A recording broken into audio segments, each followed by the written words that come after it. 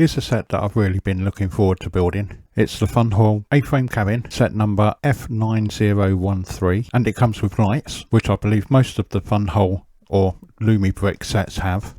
So what's the difference between Funwhole and Lumi bricks? It was originally called Funwhole, founded in 2014, so it's not really that long ago. But in 2025, rebranded the name to Lumi bricks. Wise choice. So I've had this set sitting around for a little while now, and it's been properly teasing me to open and build. And this will be the first Lumi brick set I've ever built, and really hoping it's not going to be disappointing. So the front of the box, as expected, has the image of the complete build, and the back of the box has two images of the build, one with lights off and the other image with lights on. At the back of the box, just at the bottom, are a couple of seals, so just need to cut these. Yeah, of course, with a pair of scissors. Not exactly the best practice. Really am going to have to find a better way of opening these boxes. Mental note to self, I'll have to look into this. Blimey, it even smells new, which is a smell really hard to describe. Instructions found at the top of the box. Best place. The set I've got here is probably one of the older ones because it says Funwhole on the box, whereas the newer ones will say Lumi bricks. On the first page of the manual, it just tells you about Lumi bricks, and the next couple of pages are images of the build and a little bit about inspiration. You can pause the video if you want to read this, but we're just going into it. Another image of the build. Does actually look really good. I can't wait. So a little page on what's included in the box and a bit about troubleshooting. Bits about lights and sticker instructions. Use of the brick separator. So the instructions themselves are your typical set of instructions, and on some pages it shows a bird's eye view. So yeah, the instructions look like your basic set of instructions. There's 39 bags, which are numbered from 1 to 11. So that's an average of 3 to 4 bags per step. And stickers. Now I read somewhere that Lumi bricks didn't use stickers anymore. All of the parts were printed. However, I think because this is a Funwhole set, it's got stickers. Just have to go along with it. Don't like stickers. So here's the end of the first step. You've got the base all complete. Even though this isn't the leading brand, it feels like it when you're putting it together. Instructions are good, but we'll get to that in a sec. Oh, it seems we have got some interest. Little gathering of minifigures. Seems to be one missing though. Yeah, hasn't managed to tear itself away from the barbecue yet.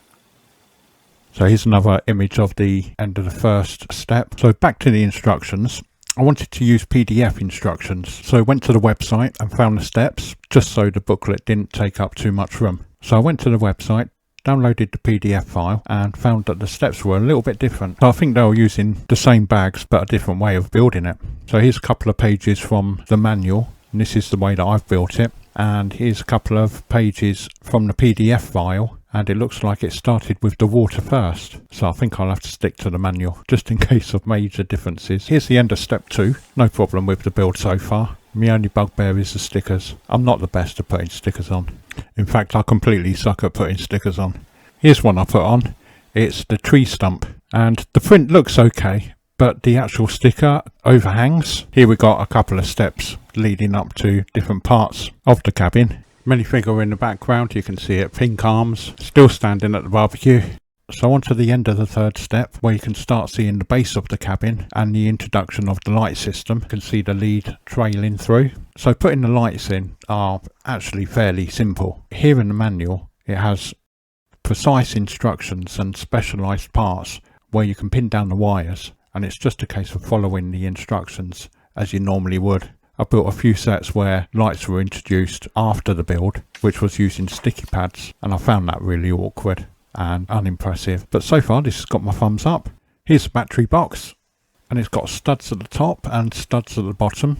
USB connector at the side, and it just clips open. And it uses 3 AA batteries, which is okay. But it would be so much easier if they started using lithium batteries. Just plug it in to recharge. Though, I'm not going to take it away from them. Here's the next step, step 4. And from here you can see I've turned on the light. I couldn't help myself, just had to try them out. And you can see the light actually dims and glows. Doesn't quite flicker, so that's quite good. Also has a piano and a piano stool. Unfortunately, the keys and the music sheet are stickers. And yeah, you can see that I haven't put these on quite straight. On the other side of the fireplace there's a plant pot with flowers, which is on top of a chest of drawers, and next to it a vinyl record player, or gramophone as they used to be called. And there's a couple of log stools next to the fireplace, and at the back another plant. So here you can see from the fireplace going to the chest of drawers a wire that is visible, but it's pinned down. But I'm sure if they introduced the light in a couple of steps earlier, then the wires could have been hidden. I suppose that's my over-exaggerated observation. So the next step has got the ceiling in place. It's got lights on the ceiling, and it does look good. Very easy to follow the instructions because it shows precisely where they're placed and where to feed the wires. If it's like this all the way through, I'm sold. But we'll wait for the end result, see whether I'd buy any more sets. You can even see the gaps where I haven't placed it down hard enough, but that won't be a problem to fix. I mean, it's, like I said, like the lead-in band, very easy to use. They all click into place very easily. On the top you've got light tan and sand green tiles. On the ground level you've got sliding doors in place. Well, the nearer door slides open. And porch light. So the next step, it's got the front of the cabin built and a few additions to the first floor. Here you've got a floor standing light which isn't lit, and you've got a bedside table, a bed and a round window at the top there, and the minifigures are all getting comfortable now, and in the background still standing over the barbecue. So here's the end of the next step, and I got totally carried away with building it up and forgot to take a couple of images of the room. So yeah, quite disappointed with that. But inside the room it's got a couple of pictures on the wall. Yeah, stickers, and another bed, a chest of drawers, and a classic phone, and a plant, and slidey curtains. Such a good idea. And on the outside it's got a lantern, which you can see on the side there, which is lit, and a fireplace which also dims and glows, doesn't flicker, and at the back you can see the wires all coming through. So in the set we've got 4 minifigures and a dog. At least I hope it's a dog. Here's a dog from different angles. It's definitely not a giraffe, so we'll go along with dog. Okay, they're a little bit different to the Lego minifigures, which you would expect them to be. But yeah, they look alright. And the first one looks a bit like an explorer. And here's the back. I'm glad that these aren't stickers. So next to him is a younger one, and printed back as well. This one I'm a little bit confused by because it's got a printed dress on there and it doesn't use up all of the part, as to say. So yeah, a little bit confused on that one. And the back again, onto the last one. Printed parts, and this one's got a ponytail. Well, it seems I totally forgot to video the rest of the steps, which I must have got carried away and finished it. Rather disappointing. So here's the finished product with the lights on. I like the lights above the round window at the top and the porch light. There's a grapevine on the left which has bollards and chains around it. Also there's 2 lanterns in the set. Here's the first one on the grapevine support, and here you can see different coloured grapes. And the sign with no swimming and jungle camping. Don't know about the jungle camping bit. And also I do like this window here. There's just so much to this set. The fire pit has a cooking pot and a couple of skewers over the fire pit. Also some swag bags at the back next to the downstairs bedroom door. And there's the other lantern. I do like the idea of the lit lanterns. So I've opened the door for a quick look inside. Well, half look inside.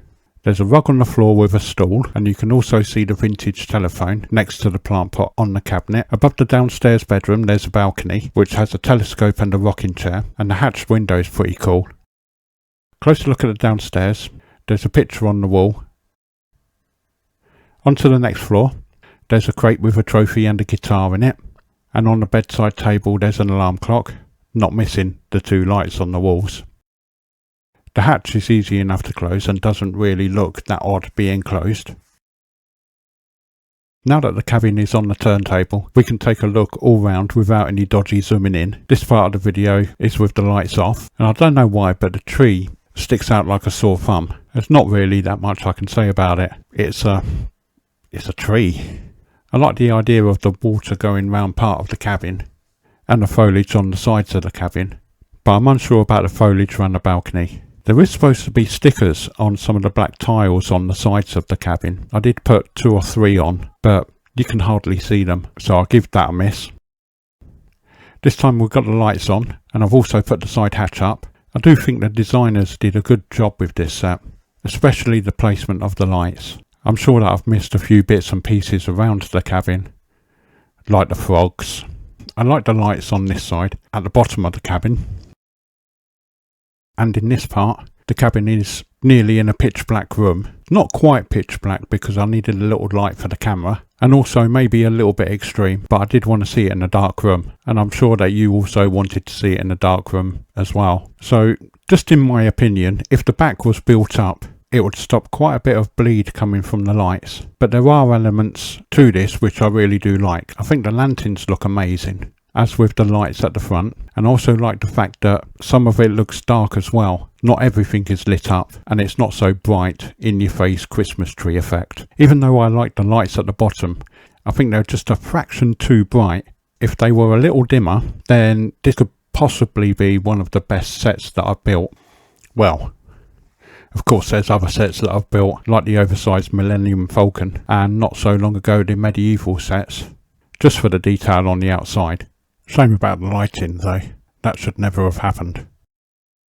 The leads at the back all have to be aligned for a single brick to pin them down, and I had a few goes at this, and then after a few more goes I give up, and admittedly some of the wires trail down, but they could have been pinned down, and there's no extra pieces for this. Playability wise, there could be a slight problem for some, as these minifigures don't have studs at the back of the legs, so sitting down on the swing or on the rocking chair has its own problems. But all in all, that's my only negative comments. I think the set is good, it works, the lights are a good factor. Even without the lights, I think it's a good set. So I'm thinking of adding the set to the campsite about here-ish. However, the total size of the cabin is 42 by 40 studs, and I'm not really interested in the water. So if I was just to have the cabin as it is, that would be 34 by 32 studs, which is close to the size of a base plate. And that would also mean messing about with the lighting in parts of the set. And of course the battery box, which I could get a USB extension cable and feed it through the raised base plates. So maybe a little bit of messing about, but that's a plan so far. And of course, I really do want some larger trees in the campsite. Just a little bit taller than the cabins. We'll see how it goes. So thanks for watching. See you next time. Hopefully the next video won't take so long. Like and subscribe.